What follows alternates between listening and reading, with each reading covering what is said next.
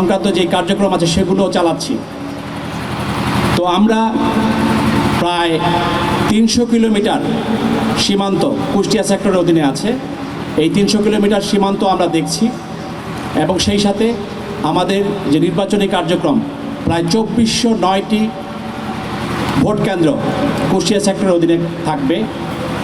এছাড়া এখানে আমাদের সাথে সেনাবাহিনী, পুলিশ, আনসার, ভিডিপি এরাও থাকবেন। আমরা পাশাপাশি ইনেট টু সিভিল পাওয়ারের আওতায় কাজ করব। আমাদের সর্বমোট 16টি আসন রয়েছে 6টি জেলাতে। তো আমার এখানে আসার উদ্দেশ্য আপনাদের কাছে বিশেষ অনুরোধ, যেন আমরা এই সময়টাতে অন্তত সীমান্তের খুব কাছাকাছি বা সীমান্ত অবৈধভাবে কোনোভাবে ক্রস না করি। অবৈধভাবে যে সীমান্ত ক্রস আমরা ওই পারে করি, তাহলে এই বিষয়টি আরও অনাকাঙ্ক্ষিত ঘটনার জন্ম দিতে পারে।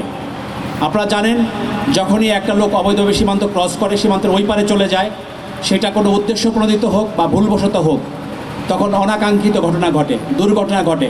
আমরা চাই না সেই দুর্ঘটনা ঘটুক। তাই সকলকে অনুরোধ করব, আমরা কেউ যেন অবৈধভাবে সীমান্ত ক্রস না করি, অবৈধ পণ্য সীমান্তের ওপার থেকে অবৈধভাবে পারাপারের চেষ্টা না করি। এটা সব সময়ের জন্য প্রযোজ্য। তো আপনাদের কাছে আমি সহযোগিতা চাচ্ছি, যেন আমাদেরকে আপনারা সকলে তথ্য দিয়ে সহযোগিতা করেন।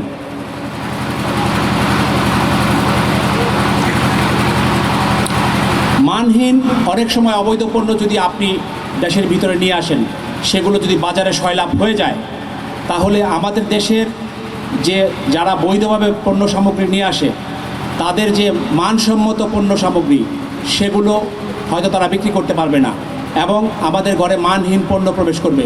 আর এই মানহীন পণ্য যদি আপনারা বাত ব্যথা, প্যারালাইসিস কিংবা আর্থ্রাইটিস, আধুনিক ফিজিওথেরাপি ও পুনর্বাসন চিকিৎসায় নির্ভরযোগ্য নাম ডিপিআরসি কনজিউম করেন, অর্থাৎ সেটা যদি আপনারা খান তাহলে অথবা গায়ে মাখেন, তাহলে নানা ধরনের রোগ হবে।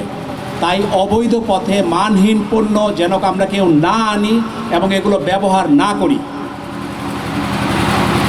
তাহলে আমাদের সীমান্তের দুর্ঘটনা কমবে, চোরাচালানি কমবে, সরকার রাজস্ব পাবে।